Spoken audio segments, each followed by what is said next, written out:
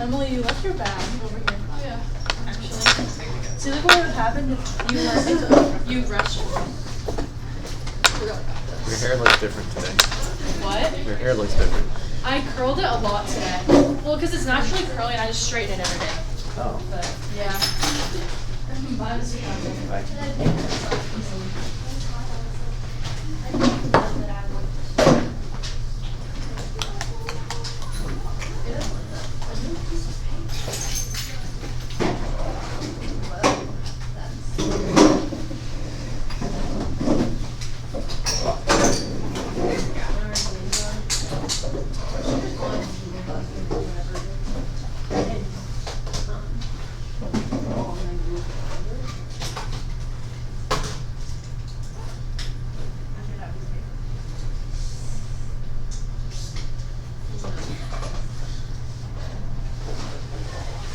You did your annoying noise right there. Yeah. For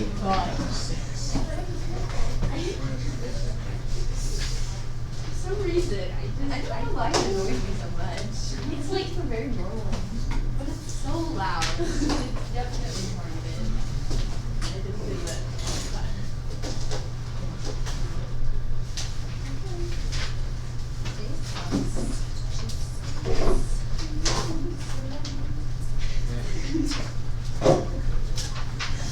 It looks like I don't have that back. That packet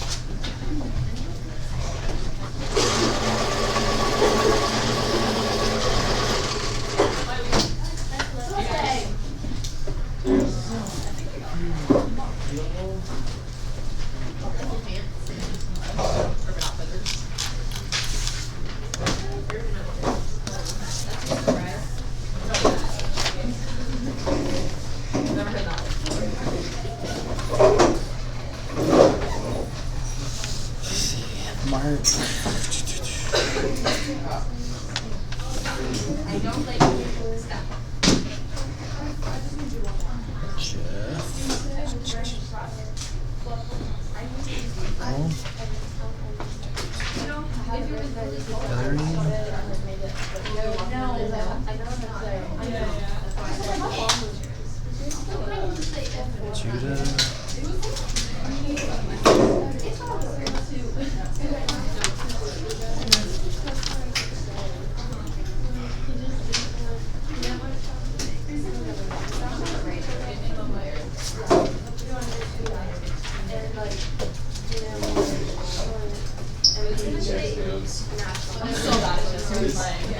Yeah.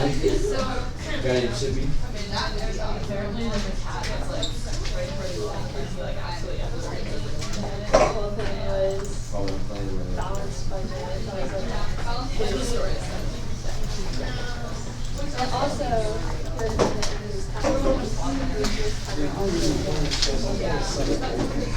You're really making moves on I am playing. You're making moves on another thing. That isn't right.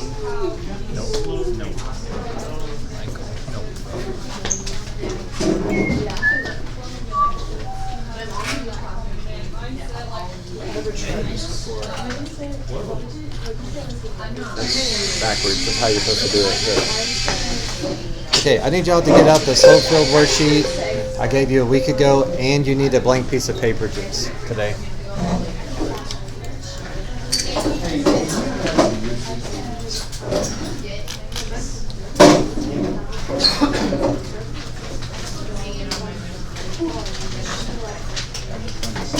He's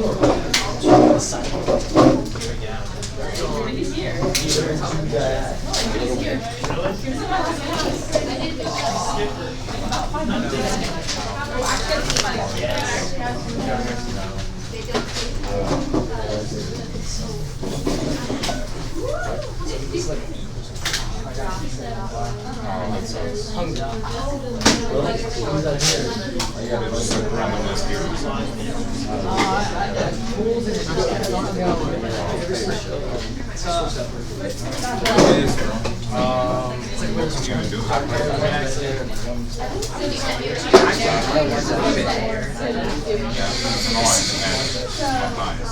But then if you pull it, it's like, what's gonna hurt?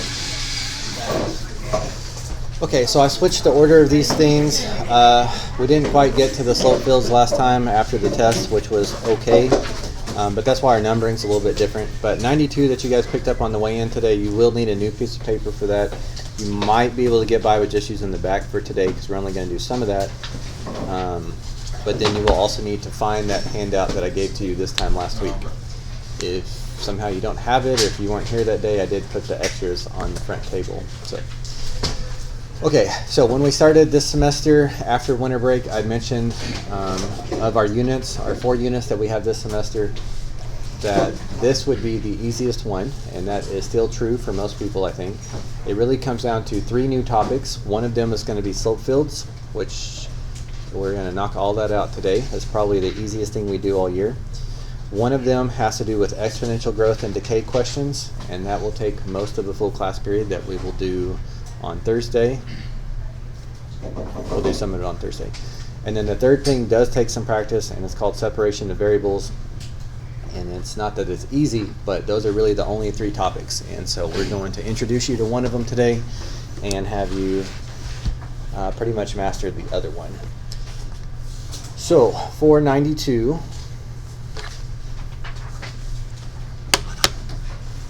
we're going to do a couple of these today, and then we'll save a couple of these for Thursday is my plan. But we would like to be able to do something called find the general solution.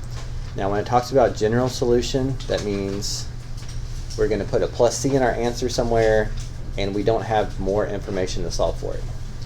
Whereas on the second half of this worksheet, it gives us a point and we can actually solve for C.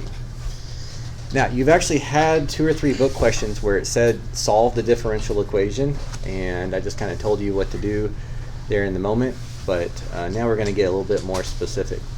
So the problem is, in calculus, we can integrate both sides to keep it balanced, but if you have x's and y's on one side, and you don't have a dx, dy, dt, d something to know which one's your variable, then it's hard to know how to integrate that.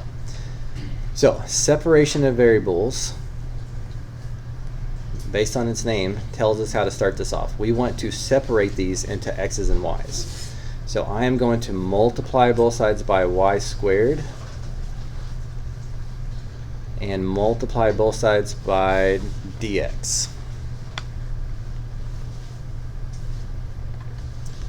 So do you see how that gives me only y things on the left and only x things on the right? That is what's considered separation of variables. Now, sometimes that's easy, sometimes it's a little bit harder, but that's pretty much always our first step, most of the time. Okay, now that we've only got x's and y's separated, now it's safe to integrate both sides. So, same thing, integration can be very quick like these can be, but occasionally you do have to do u substitution. Not all the time, but sometimes. And what's wrong with what I have written down here? Minus C. Okay, plus c minus c. Now, technically I integrated here and I integrated here, but we really only keep up with one of them, because if we have some unknown number here and some unknown number here, we could just subtract this unknown number from that unknown number and just get a new unknown number. So we really only put 1 plus c. Should be counted off if you put both plus C's. No, but on the bottom half of this, it's gonna get probably too complicated to do that. Sometimes you guys integrate one and not the other, and in that case you better put a plus C because it's not correct, but we'll see a question like that. Okay, and then the whole purpose of this is trying to find the original solution. So I can multiply everything by 3. Now I don't want to call this 3C because 3 times an unknown number is still just an unknown number. We just basically keep it an unknown number. We don't care that it's 3 times bigger or 3 times smaller. And then finally, how do we get rid of a cube? Take the cube root. So that is the answer that we are aiming for there.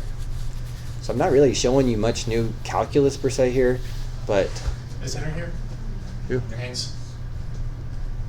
Okay, never mind. That's fine, that's fine, that's what I'm just looking for. oh, okay. So that's what we're aiming for. Most of the steps are going to be pretty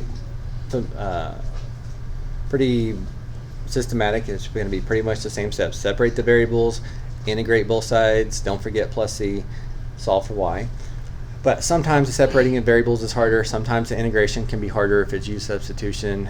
Not forgetting the plus C, especially when the questions are longer. And then sometimes solving for Y can be more difficult. But this is the general overview of what we are aiming for here. Yeah.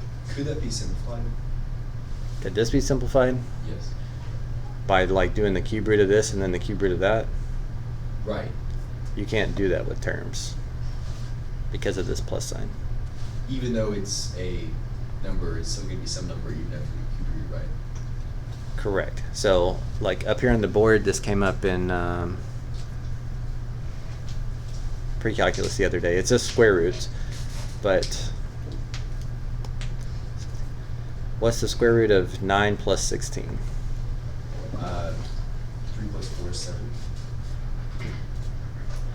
If you Each do of those it, independently. what's 9 plus 16? 25. What's the Oh, square? so it's 5. It's 5. If you try to do them separately, you might think the answer is 7, and it doesn't work like that. Same Okay. thing with the cube. If you've got a plus or minus here, you can't just do them separately. Okay. That would be nice, but actually in this case, it's even better because you're saving some steps there. Okay, so that is separation of variables. So look at your question 1. What was the first thing we did in question 1? And then we're going to do that in question 2.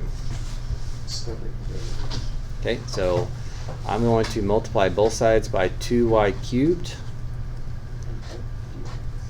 and multiply both sides by dx. Now, just so you guys know, if dx or dy was in a denominator, that doesn't really make sense. So in that case, we would have them on the wrong side. We need dx and dy need to be in the numerator. Okay, what's the point of separating the variables? Why would we do that? Okay, because then we can integrate both sides easily because the variables match and the variables match. So, raise the power by 1, divide by the new power. Raise the power by 1, raise the power by 1, and don't forget a plus C. You only need it once. Now sometimes with multiple choice you don't have to go all the way down, but with FRQs they do expect you to solve all the way for Y. So that's our last step. Solve this for Y. So how can you get rid of some of this stuff? Okay, so multiply everything by 2.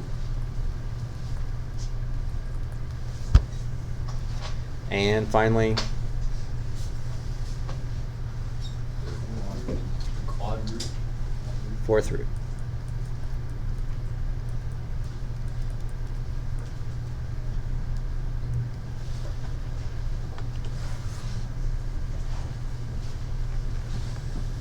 So separate, integrate, solve for Y. Now, again, today is just kind of an introduction since this is the topic that we kind of need to think about at least a couple different class periods. So we're going to start to get into a little bit harder ones to expose you to that. But I only say that we'll come back to it so that you don't feel like you need to have it mastered today. I'm just trying to show you the general overview. But I do think it's important that you guys know that when this comes up on FRQs, and it has been pretty consistent on the AP exams the last few years, when they ask you to do this on FRQs, it's typically 5 or 6 of the 9 points for the FRQ. They typically give a point if you separate the variables correctly. They give you a point if you integrate both sides correctly. They give you a point if you solve for c correctly. Or put plus, just even writing plus c. And then they usually give you a point if you solve for c correctly, which we are not going to do till the bottom half of this. And then finally another point if you solve for y equals. So a lot of, when this shows up on an FRQ, it's over half of the points for that FRQ. So pretty important. All right, so like these last couple questions was dy over dx. So I ended up solving for y. Of course, it doesn't have to be x's and y's. It can be d's and r's. But in this case, I'm really trying to solve for r in this problem. So that is my goal. So what should be the first thing we do on this one? Times dx. Okay. And I'm going to write this as a fraction instead. Now you only had r stuff on the left, s stuff on the right, so that would get the separation of variable point. This was a FRQ. Integrate both sides. What does this integrate to? X. R. And this is probably the first time that the dr, dx, dy has been important. I've been telling you that you need to keep up with it, but that's how you know it's 1r instead of 1x or 1y. We need the dr there. Okay, over here, let's see, let's raise the power by 1, divide by the new power. That would get you another point usually on an FRQ, or 2. Sometimes I give you 1 point per side, especially if it's hard ones. The next point is going to come from what? Plus c. And then solve for r. But this one's already solved, so even easier. Yes, sir? Why is the integration of dr just 1? When you have to have some kind of function? Well, it's an understood 1. So the thing that I can take the derivative of with respect to r would be 1r. Okay, so then we get this as an answer. I want to look at just one more of these before we go down to the other ones. This one is a good one for you to check to make sure that you understand what you're doing, because if I took the derivative of this with respect to s, this would be dr over ds. And what is this derivative with respect to s? 75x.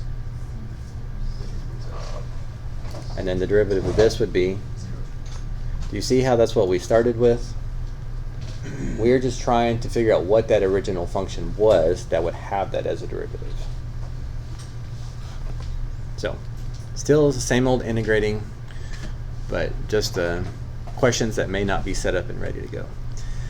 Okay, the reason why I wanted to do 4 is because this one does not have a dy dx in it like 1 and 2, and it does not have a dr ds in it like question 3. So what do you think step 1 is in question 4? Divide by y. Rewrite it how? X dy over dx. Right. So if it's a y prime instead of a dy dx, just go ahead and change it. I don't really consider that a whole extra step, but you need to see those parts so that you can split them up. Now, do not keep the x stuff on the left, because dx can't be in the denominator. That doesn't make sense. We need to multiply this over, divide the x over, divide the y over, and we get to this. Could you go through that a little bit slower for me? So to get this x over, I wanted to divide both sides by x. So that puts 1 over x here and makes it go away on the left. If I multiply both sides by dx, this goes away and it moves over here. I left the dy alone, and to get this y over, I have to divide by y. So it becomes 1 over y. Got it. Thank you. And anytime that any of these steps like this, y'all need to speak up and tell me, because again, these are going to be the hardest part of our whole unit this time. Okay, the whole point of separating them is that now we can integrate them. How does 1 over y integrate?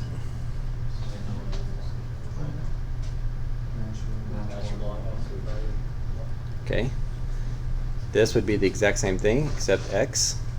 Don't forget your plus c. Now here's why I wanted to look at one more like this, because this next step is an algebra step that you may have never seen before. Hopefully you saw it in pre-cal, but it was not anything that you were tested over or anything. I would like to solve this for y equals in the end. This is not natural log times y, so I can't just undo this by dividing both sides by natural log. This is natural log of y, so I have to find some way to get this out. Anybody have any creative ideas? Maybe like E to the what? e to the x equals 1. E to the x equals 1. Equals 1. Would it be a different variable like e to the? You might be on the right track. I can't tell for sure. What are you gonna say? I was kind of the same thing. I was gonna be like e to the ln x equals 1. Say it one more time. E to the ln x equals 1. E to the ln x equals y. You might be on the right track too. I'm not sure. Okay, this step is called, and comes up a lot in these question types. This is called exponentiating each side. So you're going to make this left side the exponent on e, and that's okay to do as long as you make that side also the exponent on e. The reason why we're going to pick e is because there is a logarithm property that you've seen and it's probably never been useful to you. But even in Algebra 2, you should have seen this one. If you have a number whose raised to the log, the base is the same number of something, all of this just simplifies to the something. Because that's what's happening right here. E to the log base e of the absolute value of y is the absolute value of y. Now we're not going to worry about absolute values today. We'll worry about that another day. But by making that the exponent on e, all of that just becomes y. Also, I'd like to separate these two, and students sometimes have trouble seeing this, but it's the main one that you do all the time. What is x times x? X squared. Okay, so when you multiply things with the same base, you add the exponents. So here the exponents are being added. I would like to separate them. If you multiply things with the same base, you add the exponents. I'm just going in the opposite direction of what you're used to doing. And then because this fits this same logarithm property, e to the log base e of absolute value of x, we can just assume that becomes x. I'll tell you how to worry about the absolute value part another day. And then what about e to the c? It's just going to be c. A number to unknown power is going to be a different unknown power. So it's not the same c, it's not the same number, but we would just say c. So right here, you probably need to circle that step. The only way to get a y out of a natural log is to exponentiate both sides.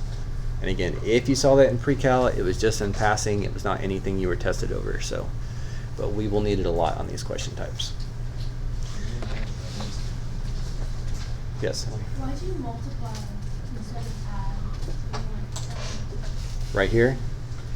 Yeah. Well, if the exponents are added, that means I was multiplying two things with the same base, the same as this. When you multiply two things with the same base, you add the exponent. I was just going this direction. I was trying to split them up, yeah. So, why is it cx and not x times e to the c? Cx? Yeah. Well, this is e to the log base e of absolute value of x. So it's the same thing. All of that just becomes absolute value of x. But for today, we're just going to say x. Yeah, but what like the c? Like is e to the c? E to the c. So Yeah. e is a number. C is an unknown exponent. So if I take a number to an unknown exponent, it's just going to be some unknown number. So we just call it c. We don't know what it is. So e to the c or some other number c is the same thing. Okay, so from these couple of examples, I want you to get the idea of what's going on here and to show you kind of how they can get a little bit harder. Sometimes the integration will be tougher, but the general steps usually follow along the same path. Okay, so now I'd like to do 2 more of these, and then we'll spend the rest of class on the slope field so that you guys can finish that up without homework. So skip down to question 8. We'll do 5, 6, and 7 next class. So the only difference is here is we should not have a plus C in our answer because it gives us an initial condition that we can solve for C. Okay, Ben, what would you do to start this question? Before you can even separate the variables. It's dy over dx. That's the one. Are you okay with that? Change that to dy over dx. Okay, so are the y stuff going to end up on the left or the right when this is all said and done? Right. Since this is already in the numerator on the left, I'm going to say the y stuff's going to end up on the left. This needs to be subtracted over, and then this needs to be multiplied over. So again, separating the variables is not always easy. It's not always just one step. Sometimes it takes a couple steps.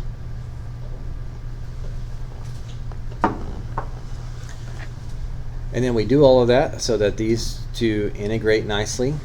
So raise the power by 1, divide by the new power.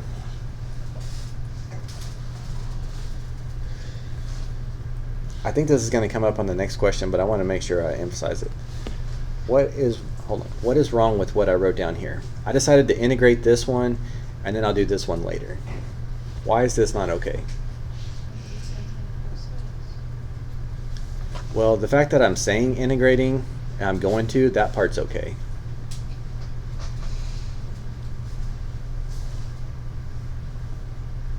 Add the C.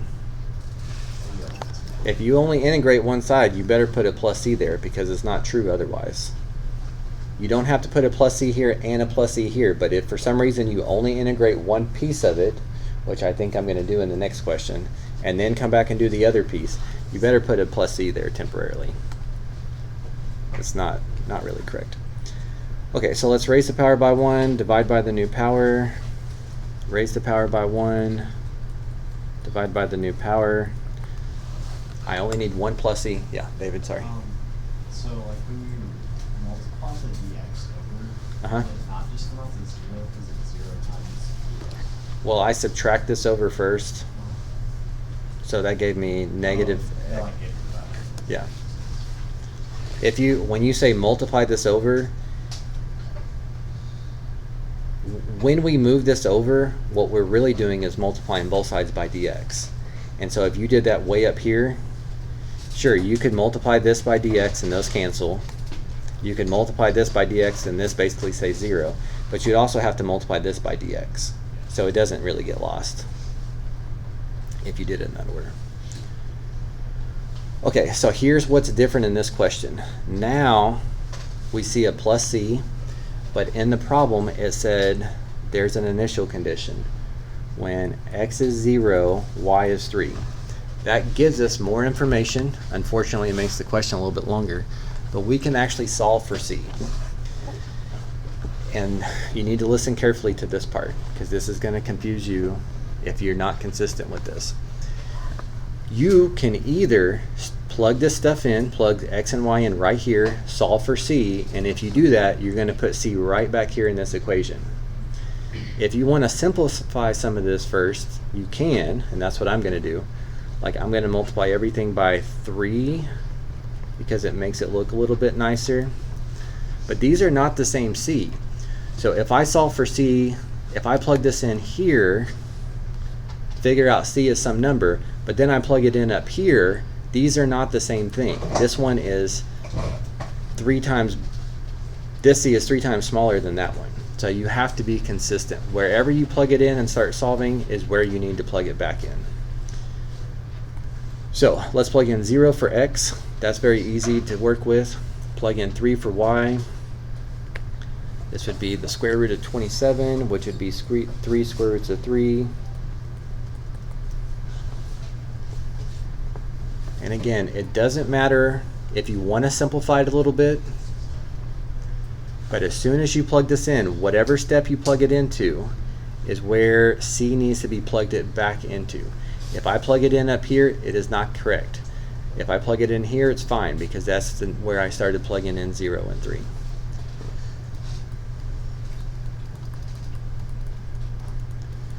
So based on where I started solving for C, C is 6 square roots of 3.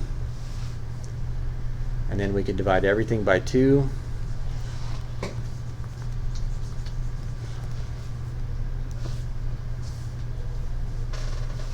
And how do we get rid of this?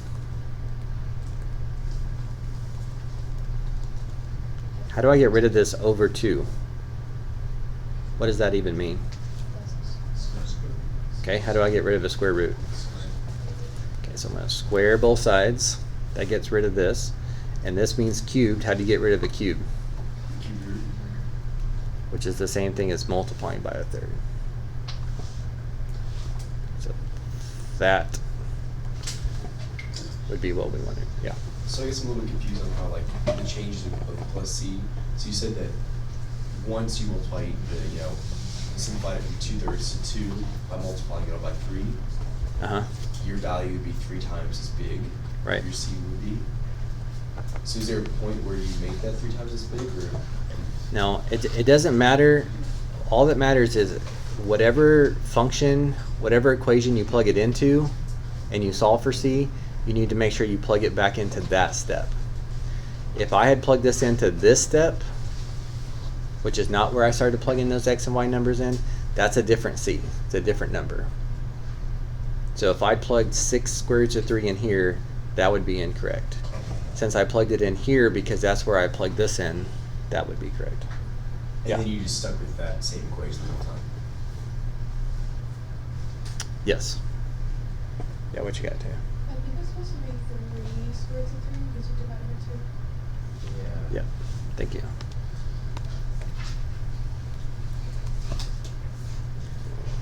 So, this is going to take a lot more practice. Well, we're going to do one more, but I want to emphasize that it takes a lot of practice, but also these questions are tough for that mistake that I just had right there.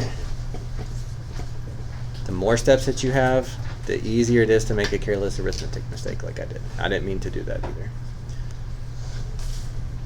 Okay, let's do one more, and then we will not worry about this until next class. So question 9. So again, you need to do this on a separate sheet of paper or on the back at least. There's not room for this.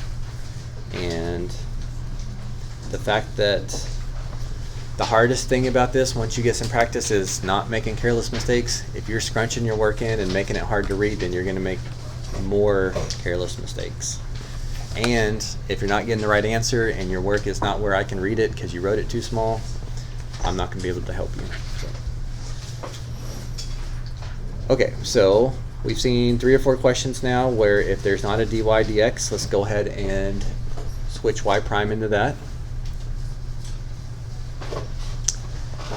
Every one of these, you should separate the variables. That's why it's called that.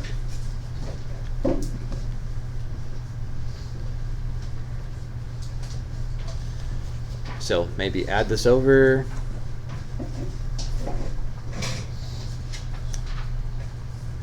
Maybe divide this, multiply the dx. You guys okay with the separation there? Why not divide by 2x? You could, if you want to. Okay. The numbers can be on either side, if there's a constant. I tend to just leave them where they're at, though. But yes, if you'd rather put a 2 down here, then you can. Is it easier that way though? I tend to think it's easier if you just leave it where it is. And what I'm thinking of to say that I think that's easier, I know the next step is to integrate both sides. Integrating 2 is no issue. This is already going to be hard enough. I'm going to have to get u substitution out. And so having a 1/2 here makes that harder than it needs to be. So that's just why I would choose to leave the 2 there. But you're welcome to put it over here. Okay, so if I choose to integrate this, because I can do it quickly, this would be 2y. This is not going to be so quick, so I'm going to have to maybe take a step like this. This is not good. I integrated one of the sides, so I need to have at least a plus c over there. Now, the only way the integration gets harder is if it happens to be something that is u substitution. And maybe chain rule.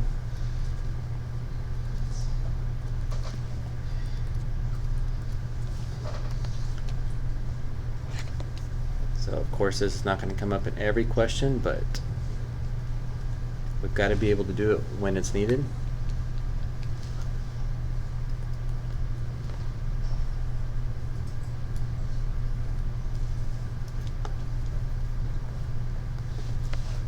But I can't change all of the u's and integrate it at the same step. So I need to pace it out over 2 steps.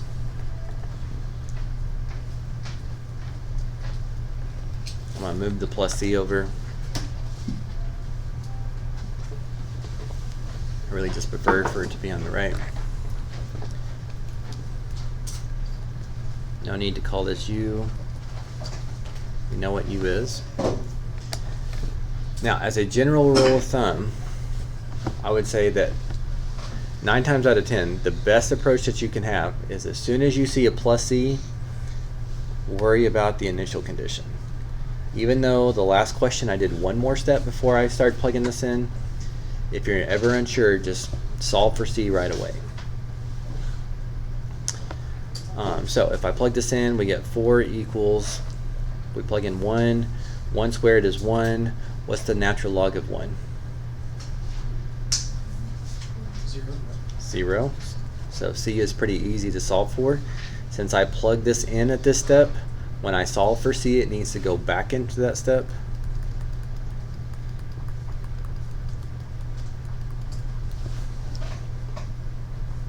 And then what else would need to be done before we can move on? All right, actually solve for y. But you don't have to do that sometimes with multiple choice, but FRQ, they do expect you to do this. Yes, sir. How did you go from, I'm looking at the part, it's like 2i plus c is equal to 1/2 integration of u. Okay. So where did, on the step below that, where did you get the 1/4 and then you plug in your u, but then why is that value squared? When I integrate this, I raised the power by 1. So this went from 1 to 2. Right. Divided by the new power. So 1/2 divided by 2 becomes 1/4. Okay. So I just undid power rule. Got it. And then instead of calling it u, I plugged in what u was. So it was back in terms of x. Now this is a pretty hard one to see, but I guess in theory, if you had enough time, you could take the derivative of this, maybe rearrange it some, and see that it was equivalent to the original one. I think that's probably not super realistic on this question. But on these, when you get to, again, we're not going to practice any more than this today. I just wanted to give you a heads up to help you slowly start to absorb some of it. One of the best things that you can do though is use this as a final check. If this equation at the end does not go through the 0.12, then there's no way that this is the correct final answer. And at least you would know to go back and look for arithmetic mistakes. So if I plug in 1 for x, this goes to 0 plus 2 is 2. So when x is 1, y is 2. So that makes it much more likely that that's correct. So that's how you can check? I mean, it doesn't guarantee it because it could just be wrong but still accidentally go to that point. But most of the time you're going to see that it's not right. Okay, so again, you may never see the same question again, so let's just look at the kind of the overall formatting. Separating the variables, x stuff on one side, y stuff on another side. That's why it gets the name separation of variables. You do that so that you can integrate the left side and the right side even if they're different variables. Some integration's easier, some you might have to slow down and do u substitution. Don't forget your plus c at least once. You don't have to put it on both sides. And then if you have an initial condition, plug it in and solve for c, but whatever step you plug it into, that's the value that you need to plug it back into.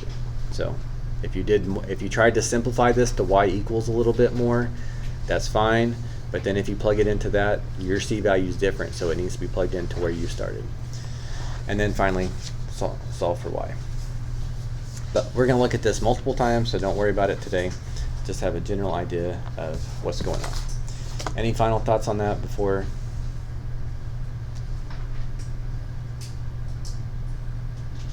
Is that too easy? Yeah. Okay. All right. So slope fields, again, this is the handout I gave to you a week ago. I did put some extra copies on the front table if you were absent that day or something, but I'm going to help you get started here and then give you some time to work on this. This is pretty easy to work with. Now, when I took calculus in college, I never learned slope fields. So, I don't know, when I started teaching calculus, I kind of had to learn them as well. And I was very much surprised the AP exam does test on this, even though people do great on it. And it's even sometimes part of an FRQ. So you'll see that you should be very thankful if that ends up being the case, because these are easy to work with. So what we want to do is graph this, but we don't have a function, we have the derivative. Well, in calculus, derivative is often just a fancy word for what? Slope. So when let's say when x is 0, what is the slope? Okay, you plug in 0 for x, you solve for the derivative would be 1. So everywhere where this x is 0, we're going to sketch a little mini line that looks like he has a slope of 1. His rise to his run looks like a slope of 1, kind of pointed at that block. Okay, what about when x is 1? What's the slope then? 2. Okay, so take one of these and then try to make it look like it has a little miniature slope of 2. I usually try to aim it at this, like from here to here would be a slope of 2. So I kind of use that as a guide.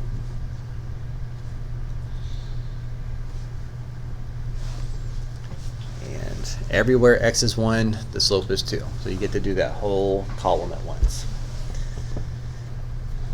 When x is 2, the slope would be 3. So it gets to be a little bit steeper.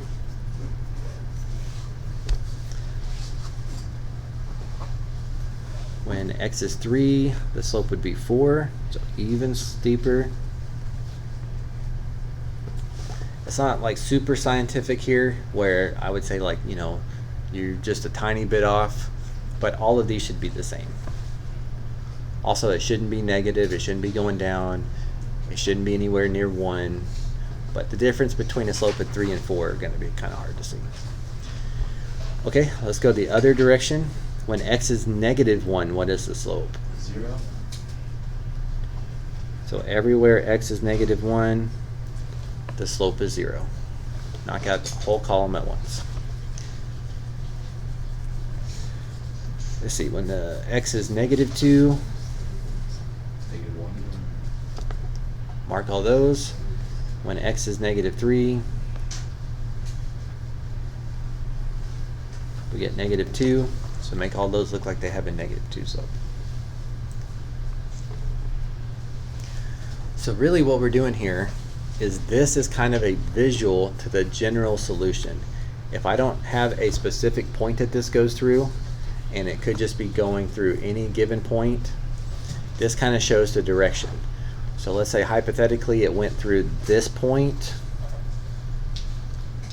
Like if I knew this was a solution to the differential equation, then what the curve is going to look like, this kind of tells me the way it's going to flow. So if I know it goes to this point, I could assume the rest of it's going to do something like this, just based on these numbers, and something like this. It's kind of like water in a stream. It's just like telling you which way it would flow. So it's a visual to what the general solution would look like if we don't know a specific point. Okay, I'd like you to try question 2 to see what you get, and I will go over it and share my work as well, and then we'll look at one more together, number 3, then we'll look at one together on the back, And then page 2 and 3 have some matching. So you'll have the rest of class to finish that up.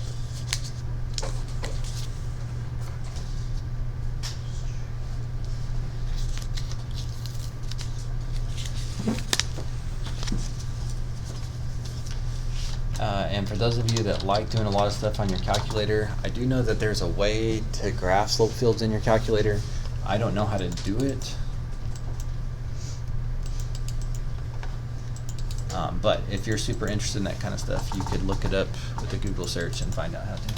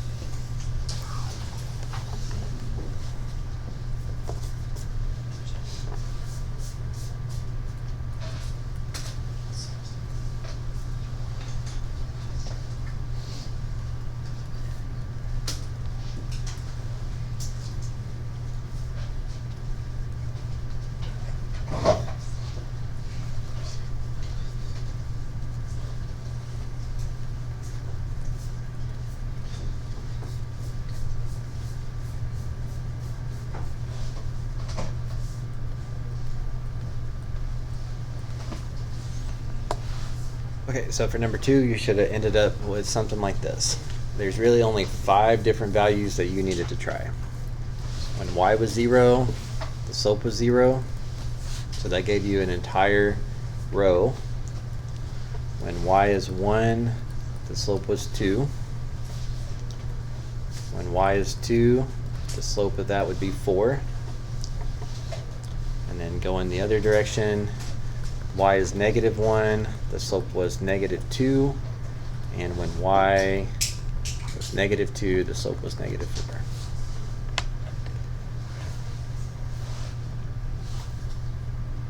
We okay with that one? Okay, let's look at one more of these together, just because they do, it's not always just x's like number 1, not just y's like number 2, but also it could be a combination of x and y. So these I usually have to slow down a little bit. It's not going to just be one row at a time or one column at a time. You got to take a point, think about x and y, in this case add them together to get the slope. So at 0, 0, 0 plus 0 is 0, 0. Over here, 1 plus 0 be 1, and then 2 plus 0 2. 3 plus 0. 3. You're on a roll. -1. Okay, I'll stop saying it.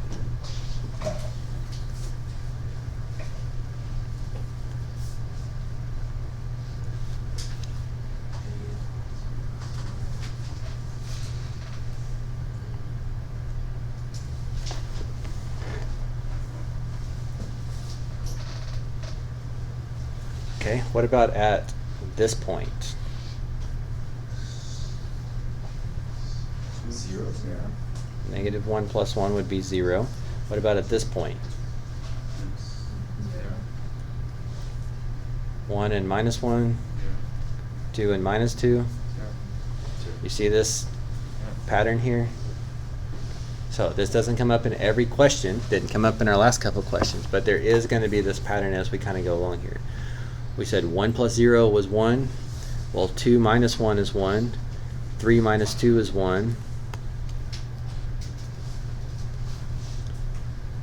0 plus 1 is 1.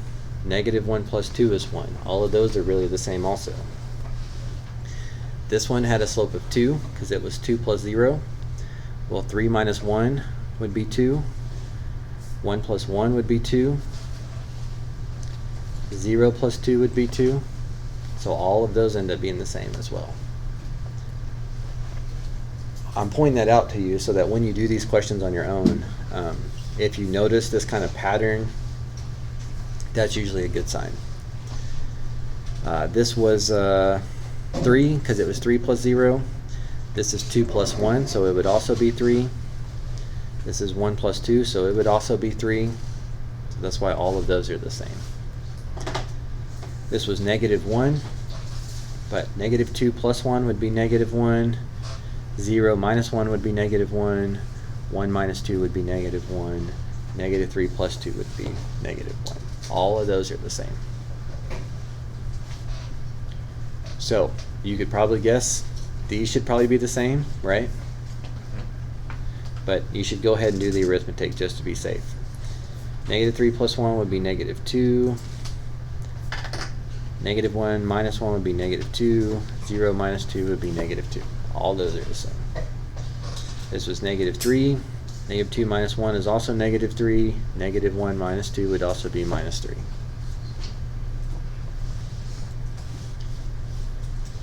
Let's see, 3 minus 1 would be negative 4.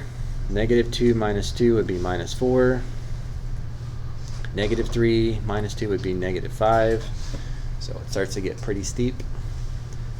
Over here, I think it's the same but positive. So 3 and 2 is 5. 3 and 1 is 4. Something like that. So you don't have to do them in separate colors. I just wanted to help you see that a lot of these have some patterns to them, but it just depends on what you're working with, what the pattern will be. Don't try to predict what the pattern will be, but if you see a pattern, that's usually a good sign.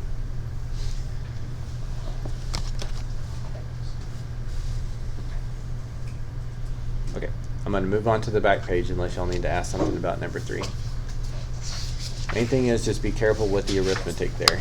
If you're doing, like I know you're adding up simple numbers there, but if you're not careful, you can make a quick and careless mistake.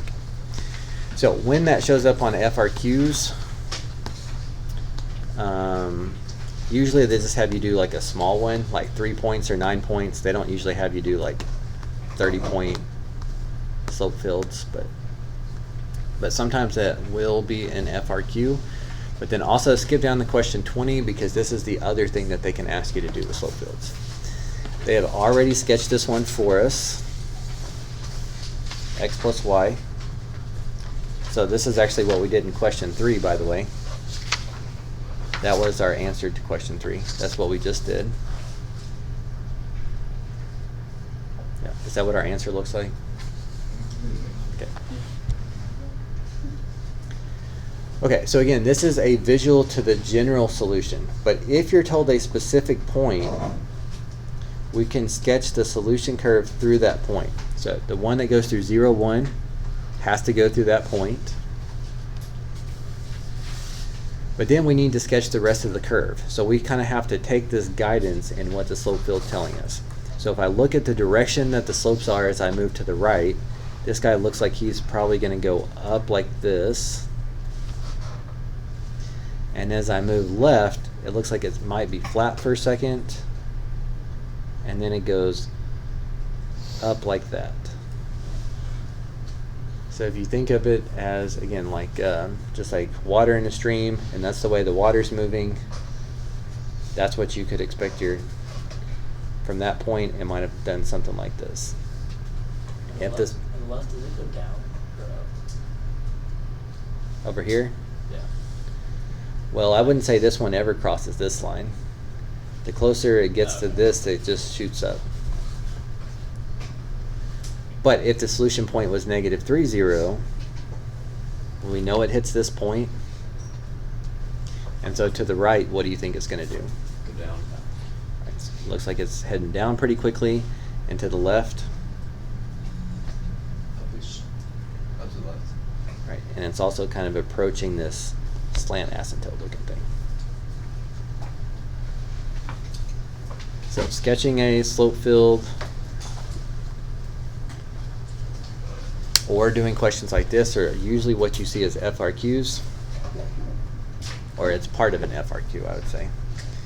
And then as multiple choice, it's going to be like page 2. I just want to point out on page 2, it is matching, so you don't have to sketch all of those, but you do have to match them up. But one thing to keep in mind, when you're doing a slope field, you're not trying to graph the function, which is what they listed for us on page 2. You're trying to graph the derivative. So for number 7, you should actually be finding the one that always has a slope of 0. Question 8, you should be finding the one that always has a slope of 1. Question 9, you should be finding the one that has a slope of 2x. So that one depends on x for what the slope will be. But you need the derivative to do the slope. Okay, so you've got 3 more on the front to sketch from scratch. You've got the 8 on page 2 that are matching, and I'm going to share my answers to page 1 and page 2 with you once I think everyone is finished. In page 3, you've got 4 more matching and 1 more like I did for you on number 20. So if you can get that completed here in the next 30 minutes, then I guess you won't have any homework. But if you don't, then I need you to do it for me.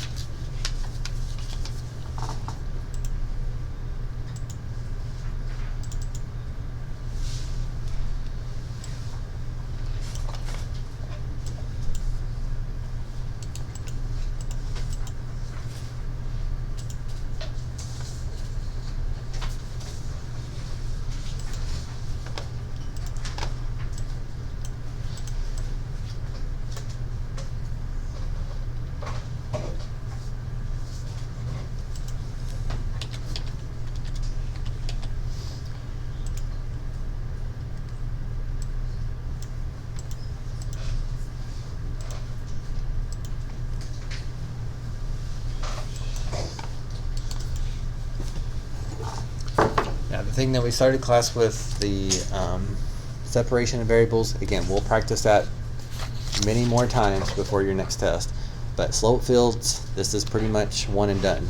Like, we'll put a few questions on the test review to remind you of it, but yeah, if something's not working out for you, you really need to get it cleared up today.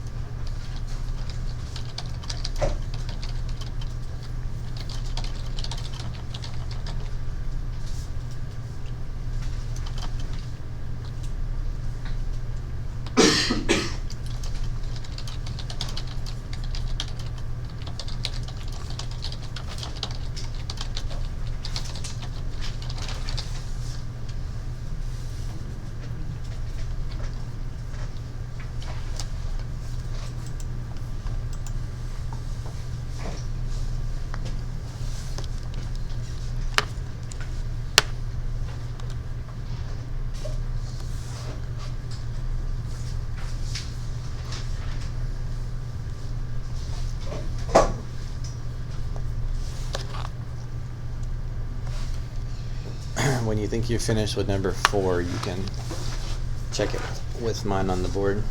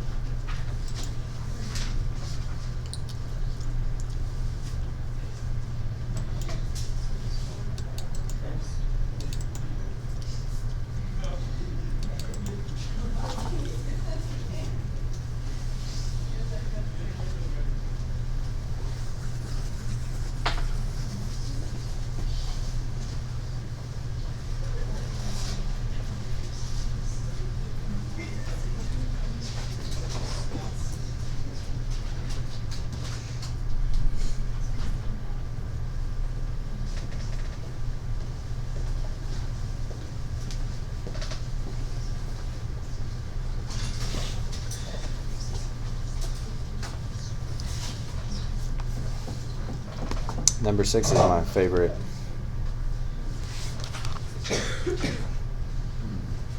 It's a doozy. It's real fun. It's a little more tedious. It's a lot.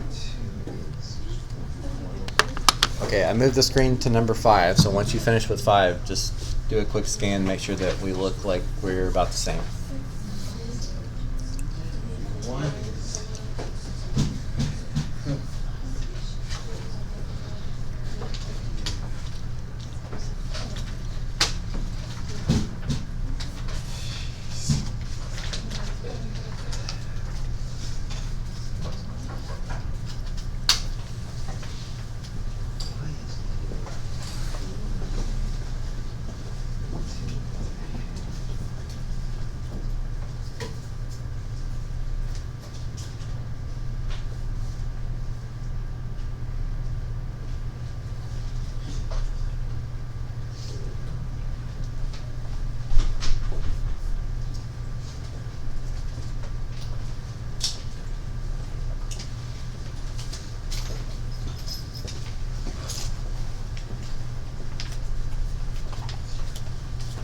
Do you know how to find the class recording?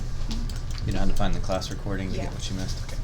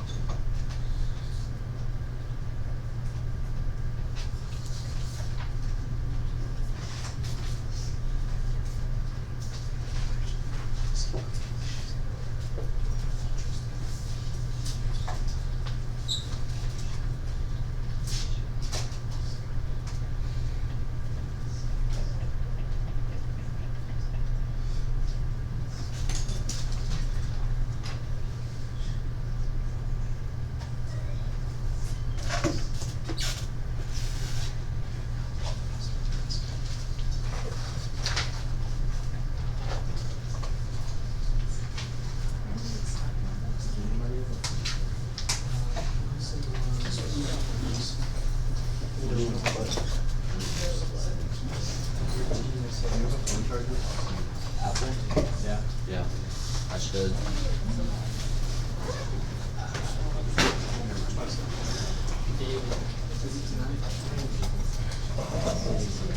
Wait, when? Probably Thursday. So they have the Howl on Thursday? Yeah. What is the Howl? It's like a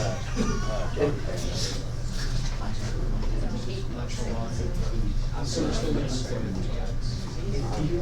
well, so I can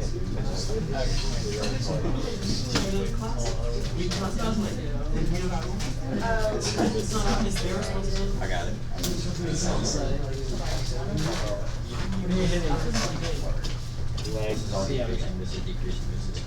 20 sets of 30 reps. Probably.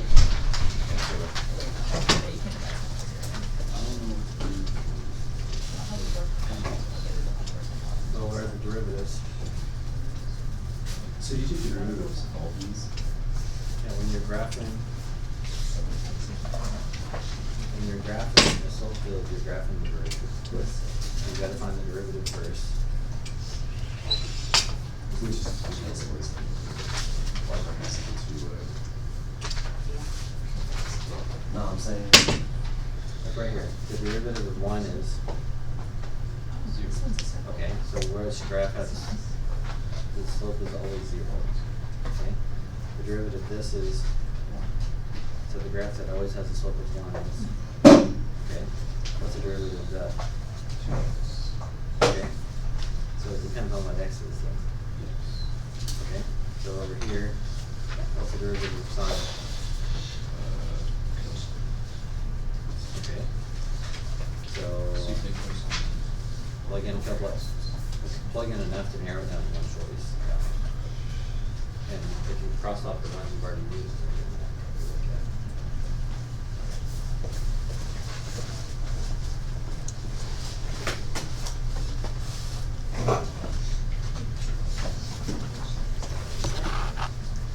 at. Okay, here's my number 6.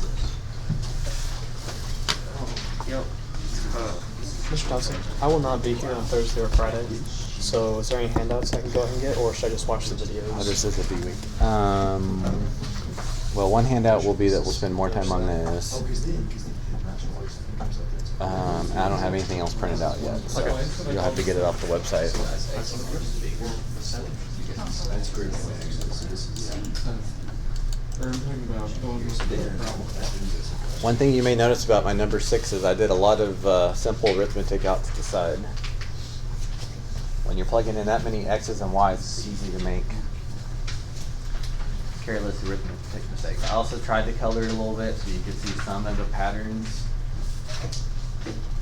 But of course, that is optional. Is there anything from the front page, 4, 5, or 6 that y'all want to ask about?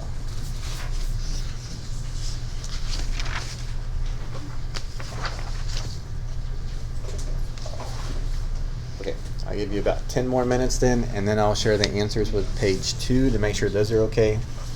I will not share the answers to page 3. You're on your own there. But if your page 2 ends up being correct, your page 3 should be alright. This one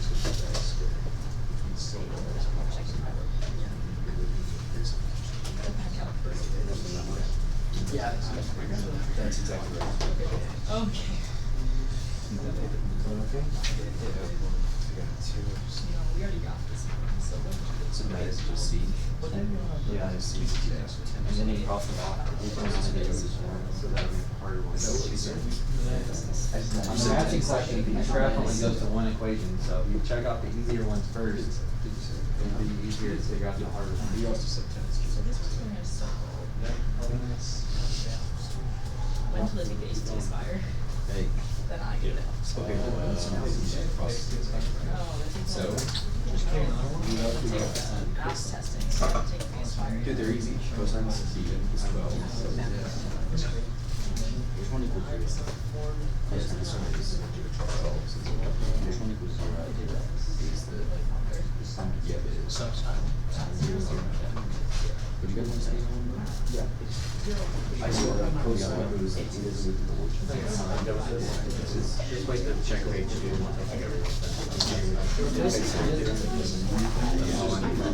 Wait.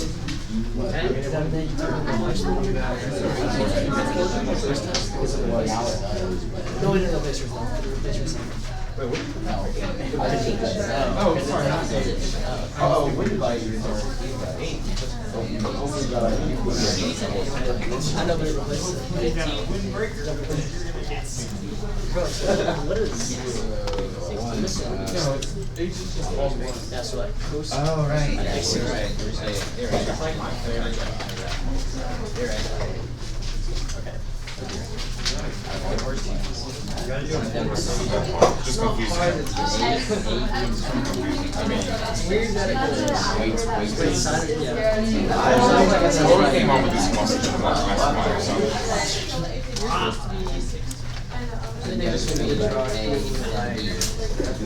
Wait. So Yeah, I mean, from what I know, there's one like mathematical that was like. Oh my gosh. Who has this long whistle? Wait, what? That's crazy. It is not good luck. I like Cheetos. And then you go 13. Someone has a dog. oh wait no. He's 12. Are we not supposed to do that?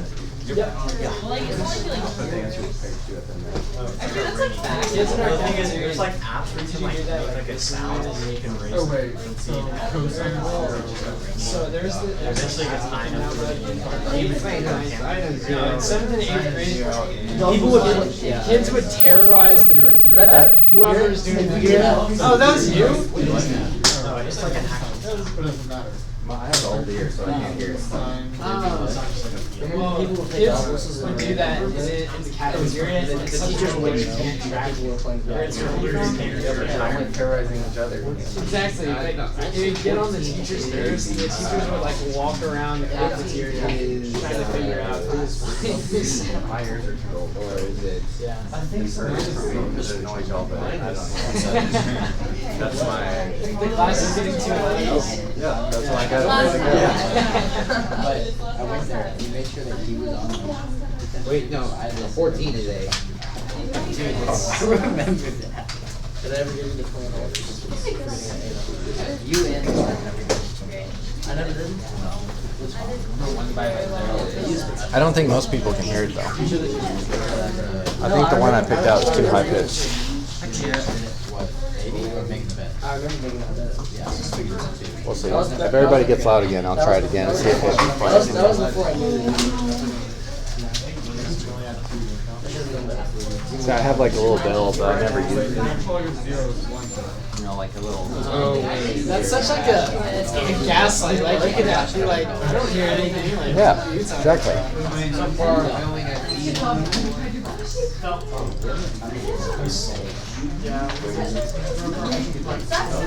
Straight statements. You still got algebra. You know, first, right? I know he didn't score. He was like a third, but that's supposed to get fourth and down like that. And he was supposed to get like a second, and he got out. There's still algebra. We're gonna win Alpha because watch. We're gonna beat by Heritage. Heritage what? Like 0.75 points. Oh, it was later. It was a big one. Yes. We Do finished. you want to see it?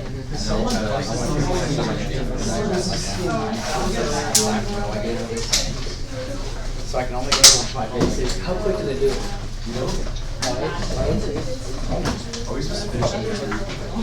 Do they go fast?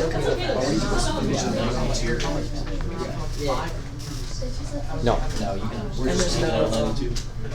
I just wanted you to have an idea of what was going on, so next time it was a little bit easier. Y'all still have a time. We don't have a guy. Next year we're in. And there's no like So I'm gonna do it all. Like instead of I want to lose. I want to say, What about like C? All right, before you guys put this up, I need you to check page 2 and make sure those are correct.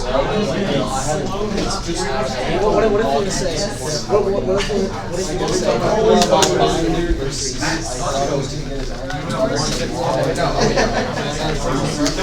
All right, so is my dog whistle gonna work? There's just one hand motion. Is it gonna work?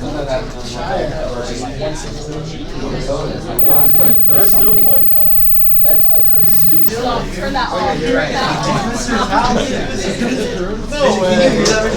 Stop. Can you hear that? I watch him turn it off. It's definitely him. Look at that menace over there maniacally laughing at us. I think it's just a calendar.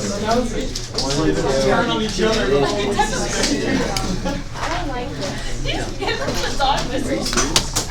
Y'all are just trying to blame me. I'm so used to having that happen on my two end.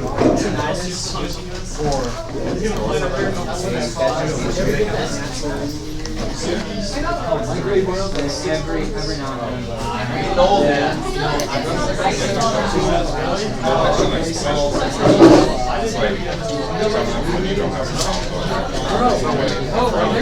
I thought that the sometimes a grade replaced your 5.5.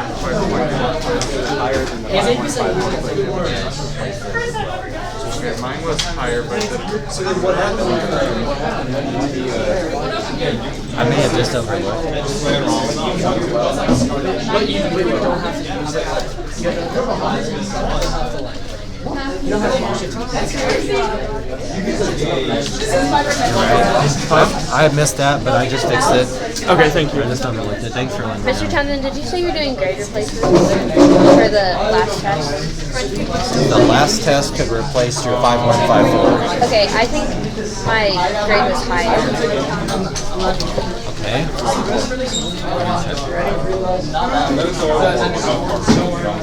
These must not have saved. So, It's okay now. Thank you. so is everything that I missed, do I have to do for homework? I'm sorry. Do I have to do everything I missed for homework? Like, are we turning it in? Yes, you need to. We went over some of this that you picked up on the way in, so you need to do that so you're not behind. And then they finish this. It'll all be on the video.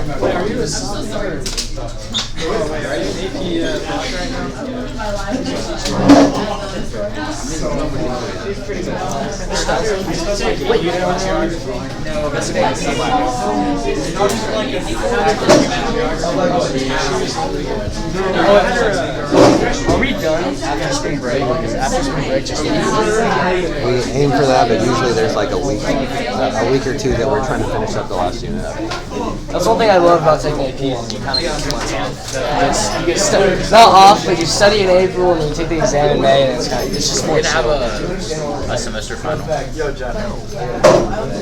It depends on if y'all are well behaved or not. We're a pretty well-behaved class. Oh, I do have a question. How is Crew Cavern? Does he pay attention in class? Who? Crew Cavern. Does he pay attention? Is he a scholar? Well, he sits right up here by me now, so that helps. You had to move him around? Well, someone's got to sit up here, so. I could see Cruz just sitting in class with his headphones on, not doing anything. Yeah, I mean, he takes But he's often like 5 minutes late, which is the first class of the day.